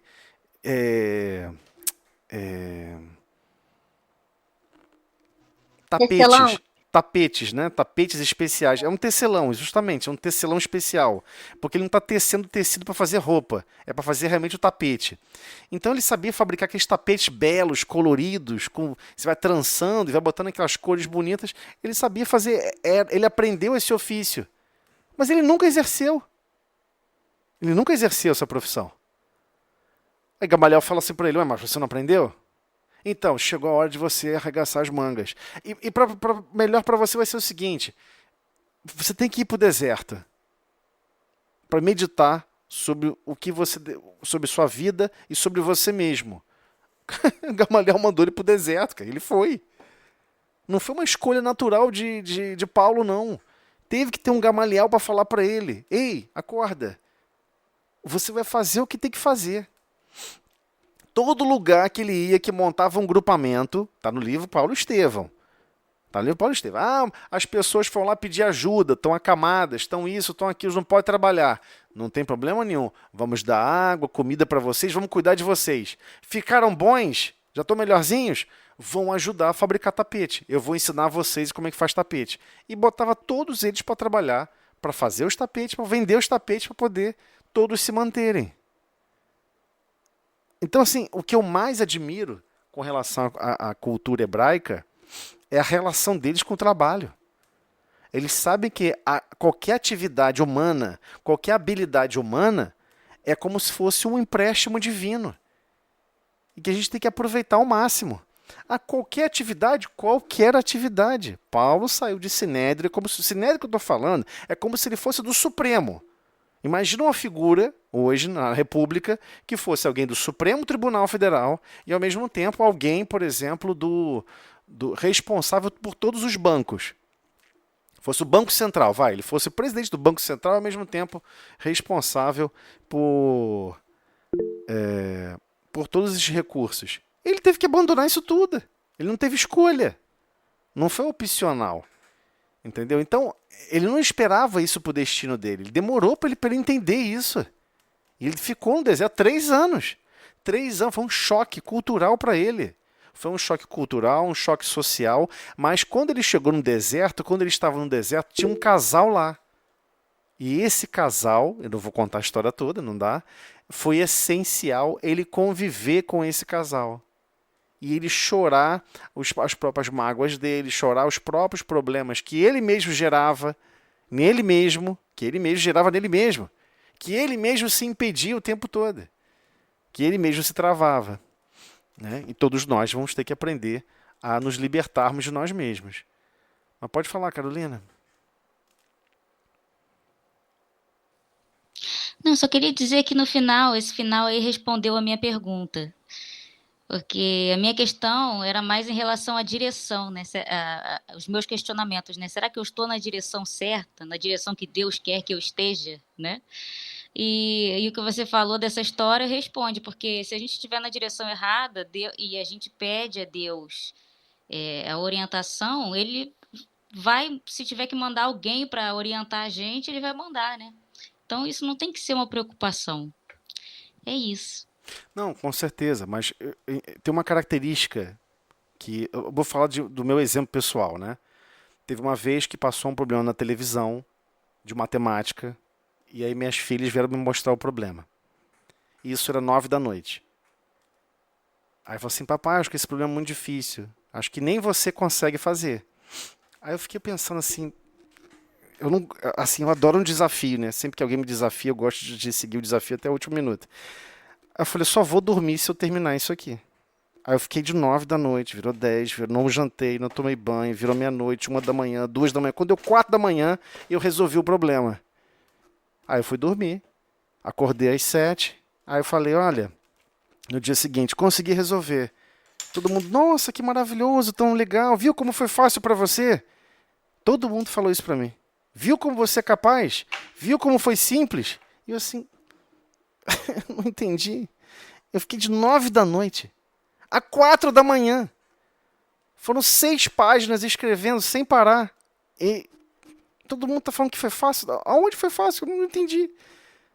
Você tá entendendo?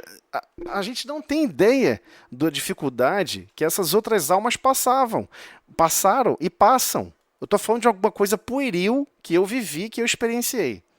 É uma coisa boba, né? Digamos assim, eu tô narrando como uma coisa boba. E é uma coisa boba. No seguinte quesito, Paulo de Tarso passou por constrangimentos absurdos que ninguém conhece. Está oculto na história. Só quem narrou isso veio no livro Paulo e Estevão. Emmanuel, que conhece ele profundamente, conseguiu autorização dele, porque Emmanuel é discípulo direto de Paulo. Tem coisas que ele quer resolver, que está com dificuldade, ele recorre diretamente a Paulo. É esse o nível de integração entre Paulo e Emmanuel. Então Emmanuel pediu autorização a todos aqueles que estavam envolvidos naquela história para contar essa história. E ele autorizou. Mas você acha que ele tem vergonha dessa história? Ele tem o orgulho positivo, né? Aquele orgulho que a gente acha que não existe. Aquele orgulho de aprender a se esvaziar. Ele teve que aprender a se esvaziar.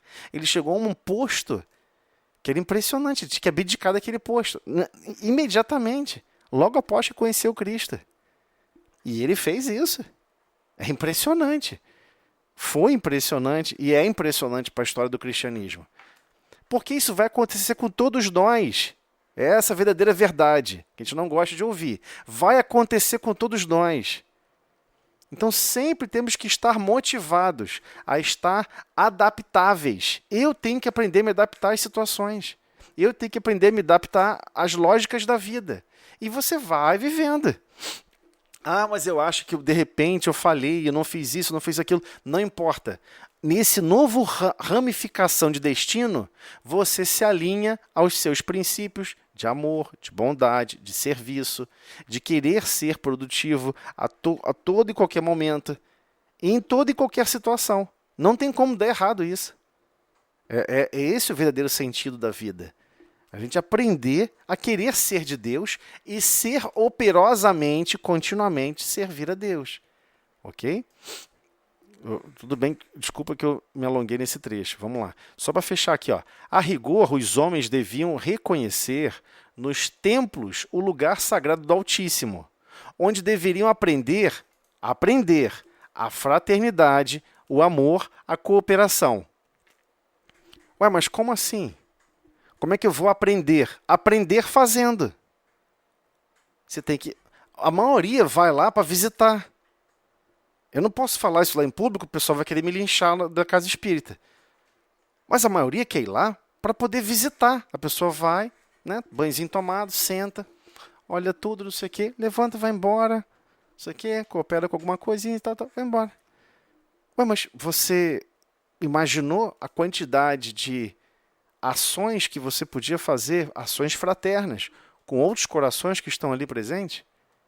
Você exerceu alguma função, ou alguma atividade, ou alguma vontade, ou alguma capacidade sua, por amor, naquele local?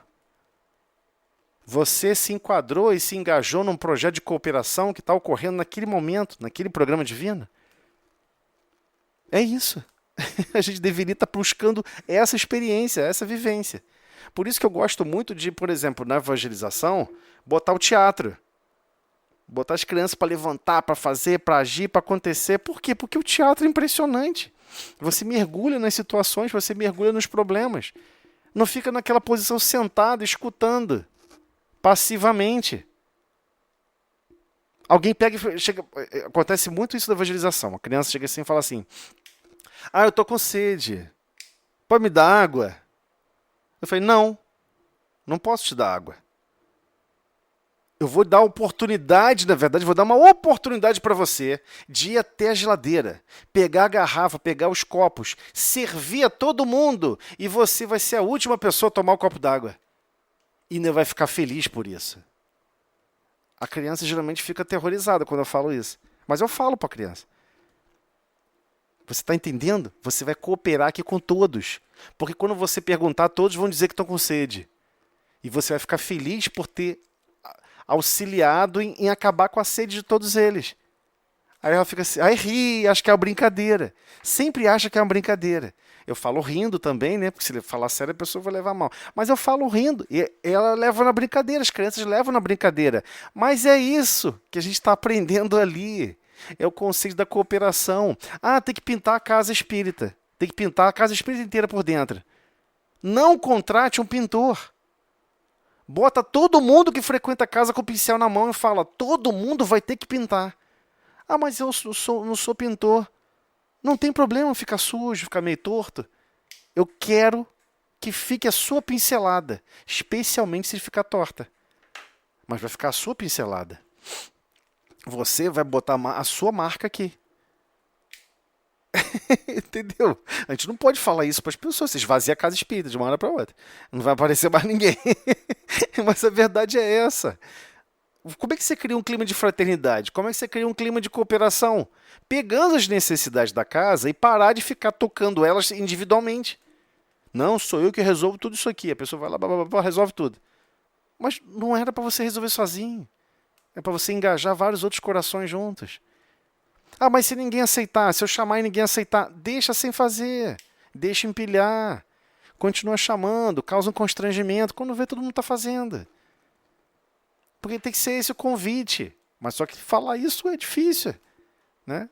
Onde deveriam aprender a fraternidade, o amor, a cooperação no seu programa divino, que é o programa do Altíssimo. Você acha que o Altíssimo quer que todo mundo se reúna lá no lugar sujo? Não, todo mundo tem que ajudar a limpar, ué.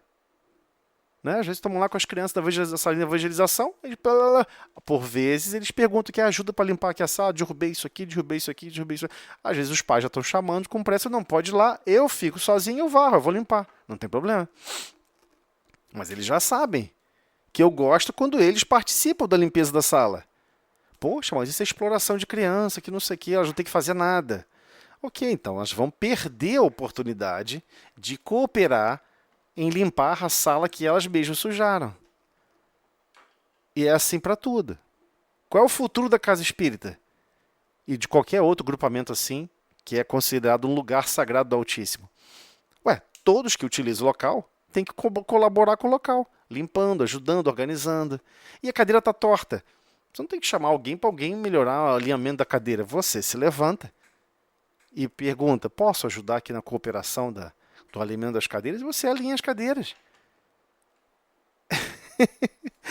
Não tem como enfiar vontade dentro de outro ser humano. A coisa mais difícil com relação ao progresso é isso. Como é que você enfia vontade dentro de alguém? É impossível. Não tem como. É um despertar que tem que surgir automaticamente de alguém. Dela mesma. Não pode vir de ninguém. Né? Então, quase todos, porém, em qualquer unidade dessa, de casas religiosas, preferem o ato de insistir, ficar pedindo até cansar, teimar e de se imporem ao paternal carinho de Deus, no sentido de lhes subornarem o poder infinito.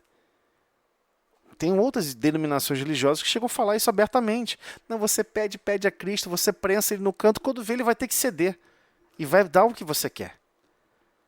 Eu sei que ele vai dar o que você quer, mas cuidado. Talvez o que você queira vai ser uma experiência extremamente danosa. Vai gerar consequências graves para o seu destino. Que é melhor você não ter essa experiência agora, nesse minuto. E assim prossegue. Pedinchões, fica pedindo, né? Inveterados, abandonam, na maior parte das vezes, o traçado reto de suas vidas, em virtude da rebeldia suprema nas relações com o pai. Então a pessoa fica assim, a grama do vizinho é sempre mais verde. Isso é uma rebeldia, né? Não, eu acho, nossa, fulano lá tem uma esposa linda, e fulano Beltrão lá tem uma família linda, e não sei o que, tem um carro lindo, sei que lá tem uma casa linda. Poxa, por que Deus está me colocando nessa casa esquisita, com essas pessoas esquisitas? Isso está errado. Ué, mas você está questionando Deus? Você está questionando Deus, você sabe mais do que Deus. Não, mas eu tenho que buscar a minha felicidade. A felicidade é um estado de espírito, quando você alcança sabedoria e amor suficientemente para manter os propósitos divinos. Então, quando você não alcança isso, não é felicidade. É briguinha de birrinha de quem vai ficar com o ursinho de pelúcia. A gente não percebe que a gente tem isso ainda nos nossos corações. Nós temos ainda nos nossos corações. Temos que admitir isso. Nossa, eu preferia nem saber que existia uma pessoa assim. Tem pessoas que falam isso. Preferia nem saber que existia tal coisa assim, assim assado. Porque se eu não soubesse, eu não ia ficar imaginando que eu poderia estar ali e estou aqui. Eu queria ter aquela vida que eu não tenho. Você entende isso? Isso é uma rebeldia contra Deus. Não é uma insatisfação pessoal. Não existe insatisfação pessoal sem estar atentando contra a vontade de Deus. Esse é o problema. A gente acha que não. E por vezes, quando a gente vai descobrir a nossa própria história, estamos reencarnando com esses mesmos núcleos de pessoas há centenas de vezes. Centenas de vezes reencarnamos com esse mesmo grupo. Ora como mãe, ora como pai, e vai evoluindo, vai mudando a estrutura. Mas é o mesmo grupo.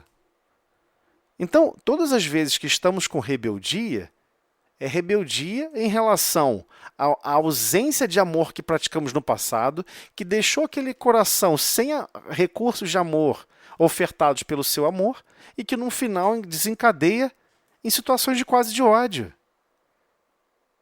Esse é o grande problema. Mas isso é uma rebeldia contra o planejamento divino. Porque Deus sempre vai unificar e sempre vai fazer com que os destinos se reencontrem daqueles que não conseguiram se amar, daqueles que não conseguiram se manter uma relação mínima de cortesia que toda alma deve ter uma para com outra. Porque a alma do próximo é a criação divina mais importante da Terra. Essa é a essência, né? Deus criou a matéria e falou, faça-se a luz. O próximo teve que soprar. Não é? Consciência. O princípio espiritual teve que soprar. É uma comparação para dizer, o próximo foi um desgaste danado. Deus se esforçou profundamente para gerar aquele que você chama de próximo meio torto, próximo meio esquisito. E isso também é uma espécie de rebeldia contra o Pai. Então, tanto reclamam que lhes é concedida a experiência desejada. A pessoa fala, Senhor, eu queria tanto, né, ter uma vida totalmente alienada, alucinada, fazer um monte de coisas doidas pelo mundo. Eu acho que isso aí, parece que as pessoas estão felizes com isso. Eu acho que isso é felicidade. A pessoa fica pedindo. Então tá bom, meu filho, tá bom, então vai. Então vai, ué. E a pessoa vai. Aí, de repente, ganha um monte de dinheiro, não sei o quê, consegue isso, consegue aquilo. Daqui a pouco largou mulher, fez isso, fez aquilo, meteu os pés pela mão e achou que a coisa mais importante do mundo é comprar um barco, encher de mulher, encher de bebida e fazer um monte de loucura pelo mundo. Aí passou o frenesi. Você fica com os resultados desastrados.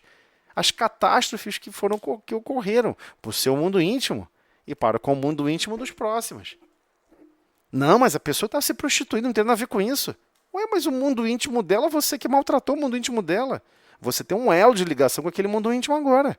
Você vai ter que ajudar a reestruturar aquele mundo íntimo. Que você tratou como se fosse uma porta de lixeira. É isso. Estamos todos interligados. Não existe estarmos separados uns dos outros. Quando essa consciência despertar para isso, a gente vai entender que não é uma opção maltratar o próximo, com a ideia de promover uma alegria e um contentamento pessoal. Isso vai mudar. Então, tanto reclamam que, você quer isso mesmo? Ok, então sua experiência vai ser brindada.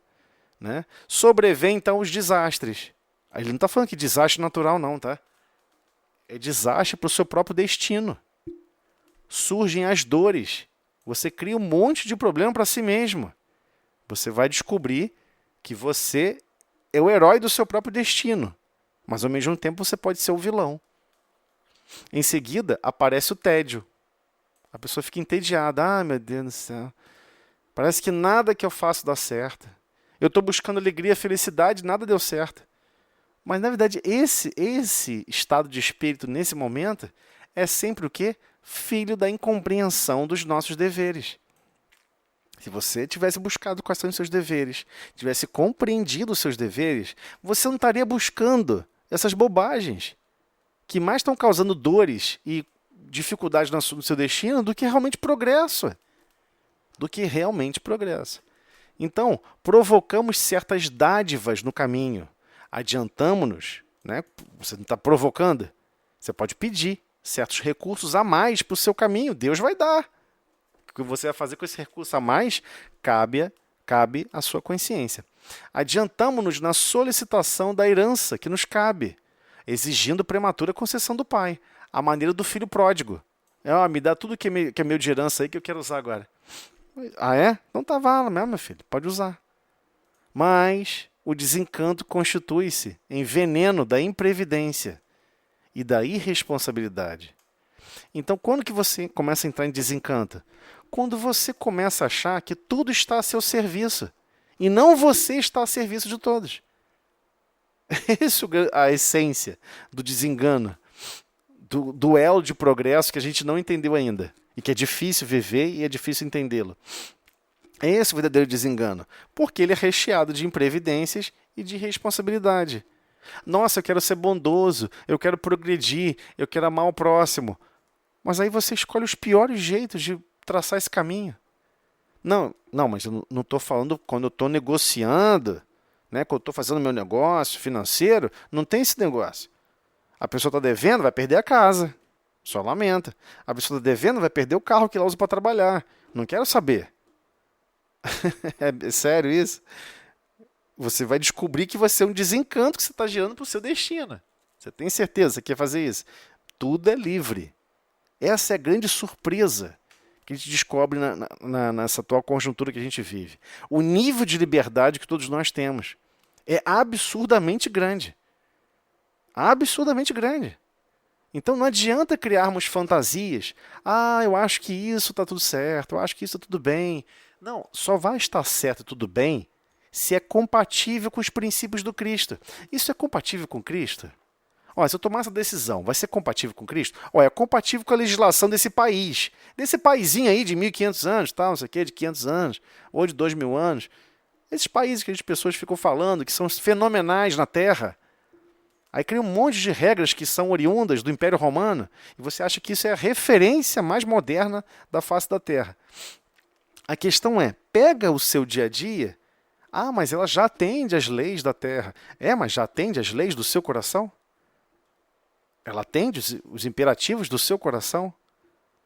Se ela passa pelo crivo da razão e passa pelo crivo do coração, ou seja, passa pelo crivo da lógica e passa pelo crivo do amor, então você está no caminho certo. Não está atendendo o crivo do amor, como Jesus explicitou. Então, freia, repensa, descobre uma outra maneira de agir, tenta ser criativo e muda o destino, porque ele não vai mudar enquanto você não muda. É assim. Nós somos herdeiros dos nossos atos, né? Não como uma vingança.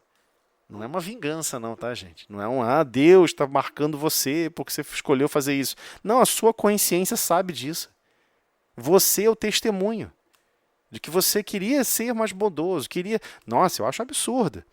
Já viu essas pessoas que falam assim? Eu acho um absurdo quando você vê essas pessoas por aí que não têm casa, que são expulsos das suas casas porque não pagaram a prestação, porque não fizeram isso. Eu acho absurdo esses banqueiros viverem assim e fazerem isso.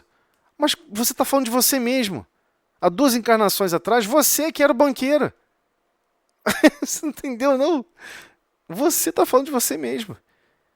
E você reconhecendo que foi um erro, você pede para passar pela mesma experiência. Senhor, porque você não se ama ainda, né? Por você não se amar, você pede para passar por experiências desastradas. Porque você acha que é o único jeito da sua consciência ter um tipo de paz. Ninguém fica cobrando isso. Não tem nenhum inimigo fora do corpo físico que cobre o seu mal. Isso é uma mentira. Todos eles estão cobrando a dívida de amor que você tem para com eles. O projeto divino era para você amar a pessoa. Aí você foi lá e maltratou. Não tem problema. Ele vai ficar depois buscando esse amor que você não exerceu. Mas a pessoa vai ficar imaginando que é ódio, que tem que te chicotear. Mas são 2 espíritos imortais. Você vai fazer o quê? Não tem o que fazer. O que ficou a dívida real é de amor. Todas as dívidas que nós temos, pode escrever isso em qualquer lugar. Paredes garrafais, na geladeira, onde quiser. Todas as dívidas que eu tenho são dívidas de amor. Foram projetos para aprender a amar, projeto para eu praticar o amor, e eu resolvi praticar o ódio, praticar a dissensão, a briga, a guerra, a desunião. É isso. Esse é o problema. O tédio representará sempre o fruto amargo da precipitação de quantos se atiram a patrimônios que lhe não competem. Olha só, o tédio, porque tentou de um jeito e não deu certo. Eu tentei esse recurso aqui divino, que está na mão de outros, eu fui lá, tomei dele e tal, tentei viver a experiência daquela vida. Não deu certo. Entrei em tédio. Aí o que você quer fazer agora? Que foi precipitado, o que você escolheu. Você quer se atirar de quantos se atiram a patrimônios que não lhes pertencem. A pessoa tem, nossa, fulano tem aquele patrimônio intelectual, aquele pensamento tão brilhante, aquele não sei o quê. Eu quero aquilo para mim. A pessoa cisma de sair de um assunto para outro, como se esses patrimônios fossem realmente das pessoas, mas não é das pessoas, é tudo de Deus. E você está questionando de novo a partilha para aquele momento, para aquela unidade de tempo, como que tem que ser executado o projeto de cooperação. Quem distribui os recursos para executar o projeto de cooperação é Deus. Hoje, um está na posição de comando, amanhã vai estar na posição de servente. É assim, não tem jeito. Não vai existir 1000 posições de comando. Não vai existir 8 bilhões de posições de comando. Se você só tiver cacique, não tem índio.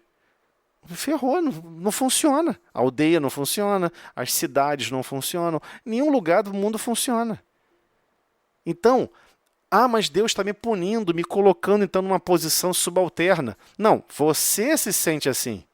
Você se sente inferior na posição subalterna. Deus não pediu, Deus não quis que você se sentisse assim, não. Se você se sente, a questão sua. Você vai ter que vencer essa limitação sua. Não era para você se sentir mal. Era para você se sentir normal. Porque você não lembra, mas você já ocupou várias posições, em vários níveis e em várias condições. Aí quando chega numa posição que a gente não gosta, a gente reage. Poxa, aqui onde está Deus que não está me vendo? Eu quero meu destino melhor. Eu quero viver o que o Elon Musk está vivendo. Ele tem 30 bilhões, eu quero viver os 30 bilhões dele. Eu quero viver... E as pessoas ficam, deixa eu ler a biografia de fulano. Eu fico, meu Deus do céu, cara, que psicose, que doença infernal é essa que se espalhou pelo planeta. A pessoa quer ler a biografia para descobrir o que está escrito na biografia, para a pessoa ser igual àquela outra, para alcançar o mesmo nível de sucesso que aquela outra. A pessoa acha que realmente ela alcançou aquele nível de sucesso, aqueles recursos, porque ela fez algum esforço mágico e de repente alcançou. Não é. É tudo oportunidade divina e tudo patrimônio divino. E o pior, se a pessoa usou muito mal aquele patrimônio, ela vai ter que responder por isso. Então um trabalho que de repente, um patrimônio que você pediu muito, que você quer resolver muita coisa. Por exemplo, Senhor, me deixa... Já vi várias pessoas falando isso. Senhor, por favor, que ele tanto ganha na Mega Sena, eu vou abrir um orfanato. Eu vou cuidar das crianças disso. Eu vou acabar com a fome do mundo. As pessoas começam a falar um monte de asneira. Aí você fica ouvindo aquilo, você fica, meu Deus do céu, cara. Ferrou. Como é que você vai explicar para a pessoa que quando isso acontece, da pessoa ganhar na Mega Sena, é um teste. Faz a conta. Olha o valor que é a Mega Sena. É uma mixaria. Não, mas é muito... Porque a pessoa não tem a menor noção de custo de vida. Menor noção de quanto custa um prédio. Quanto custa para alugar um prédio? 30 mil? A pessoa não tem nem noção de ordem de grandeza de nada. E a pessoa vai gastando como se soubesse o custo das coisas. Em alguns meses, fica pobre. Acaba com tudo. Acaba com os milhões. Você pode botar 100 milhões na mão de alguém. Se a pessoa não sabe gerenciar recursos financeiros, ela destrói os 100 milhões em alguns meses. Gente, eu não estou falando isso para provocar ninguém, não. Eu estou falando sério. Isso é fato. Já fizeram essa pesquisa com todas as pessoas que ganharam o prêmio de Mega Sena. As pessoas ganharam foram fígado arrebentado porque tentaram beber quase morrer, se enfiaram um monte de drogas quase morrer. A pessoa queria ter liberdade de se autodestruir. É uma loucura. Ela está ali protegida. Está ali vivendo o destino dela protegido, cheio de constrangimento divino. Aí a pessoa quer ter liberdade total, absoluta, para se prejudicar. Aí Deus deixa. Tá bom, então vai, meu filho. Você acha que você dá conta. Mas cuidado, hein? Esse patrimônio é para você amparar certos grupos. E você vai ter que perceber e descobrir que grupos são esses. Como que você pode pegar esse recurso e dinamizar o progresso de diversos grupos. Você vai ser capaz de enxergar isso? Você vai ter essa capacidade de criatividade? Você vai orar todo dia à noite, Senhor, que eu tenha a capacidade de perceber onde melhor eu devo colocar esses recursos. Especialmente não me beneficiando, mas beneficiando mais o próximo, não a mim. Me ajude, Senhor. Será que a gente vai pedir isso na prece? É esse o problema. Entendeu? A pessoa quer ser um exímio em alguma coisa, não quer ser um super capaz em alguma coisa para si mesmo. E acha que vai dar certo. Você vai queimar recursos divinos de tempo e de condições onde foi possível juntar certas pessoas ao seu derredor. Não necessariamente essas pessoas vão se encontrar de novo. Às vezes os destinos têm outras ramificações, vão demorar a se reencontrar. Né? Temos narrativas de outros livros, até mesmo a vida no mundo maior, de um espírito de altíssima hierarquia, estava lá ajudando em vários locais, já estava esperando 20 anos para conseguir se reconciliar, ter a chance de se reconciliar com uma pessoa que ele tem uma dívida de amor com essa pessoa. E todo mundo lê achando que é uma dívida de sofrimento. Aí vai ter que nascer junto com ela para que a outra chicoteie ela. Aí pronto, pagou. Ele acabou tudo. As pessoas acreditam em dívidas de ódio. Não existe dívidas de ódio. Somente existe dívidas de amor. Aquele coração lá, fraterno, que estava aguardando, sabe, aquele bloquinho de Lego final para encaixar no coração do próximo, que é a sua vontade de exercer o amor para com o próximo. Sabe aquela caixinha de Lego que estava faltando? Ninguém completa. Deus não vai completar por você. É isso o constrangimento do destino. É esse o problema. Né? Então tenhamos, pois, cuidado em pedir, porque, acima de tudo, devemos solicitar. Aí agora vai ficar fácil entender essa frase. Eu estou dando essa volta toda para entender essa última frase aqui. Tenhamos, pois, cuidado em pedir, porque, acima de tudo, devemos solicitar a compreensão da vontade de Jesus a nosso respeito.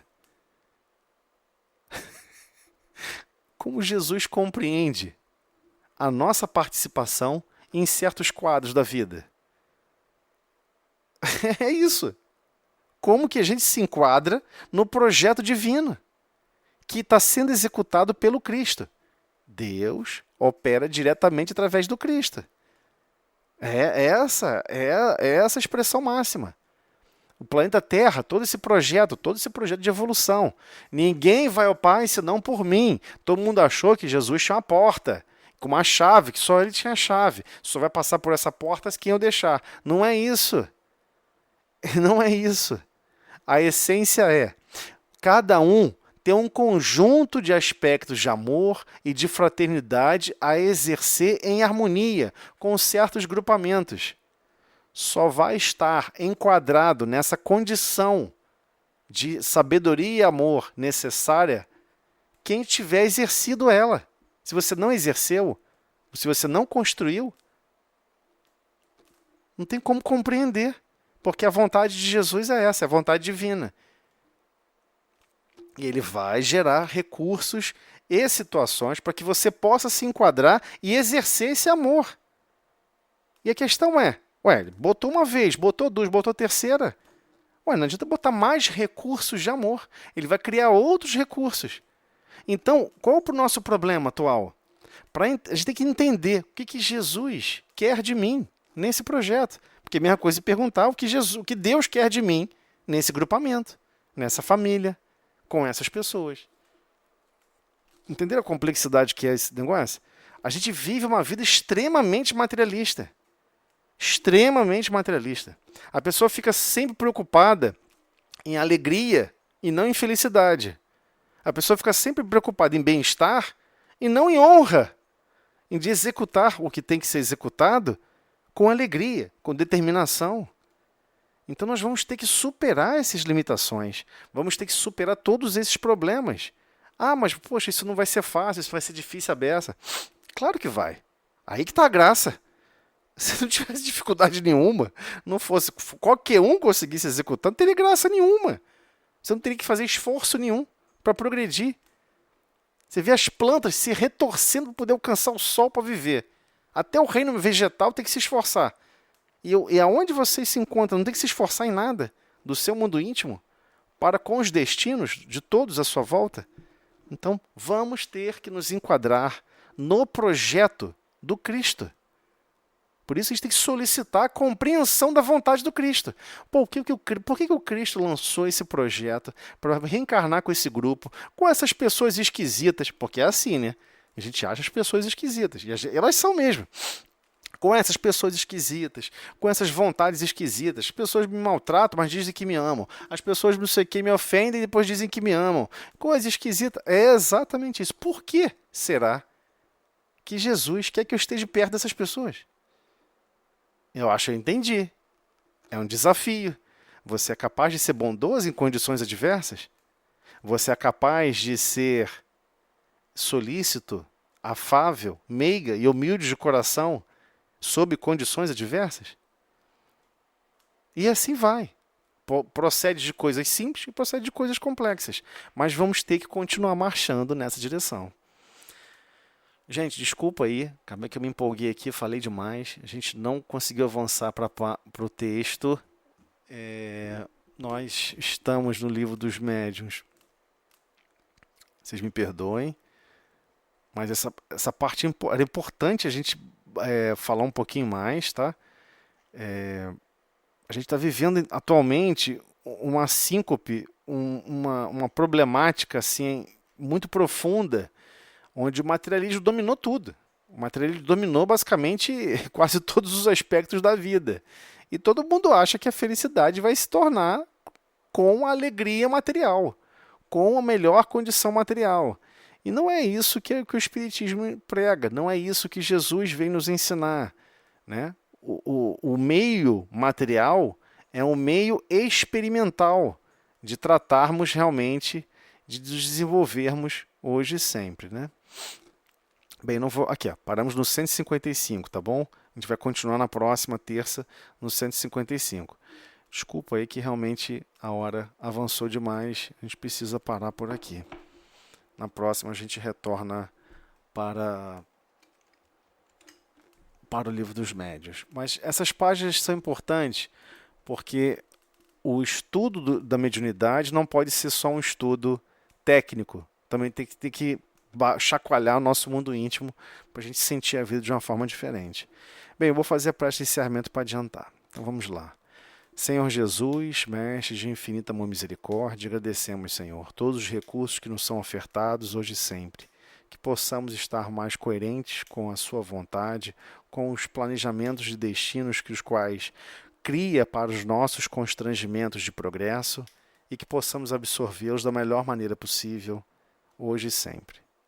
Que assim seja e graças a Deus.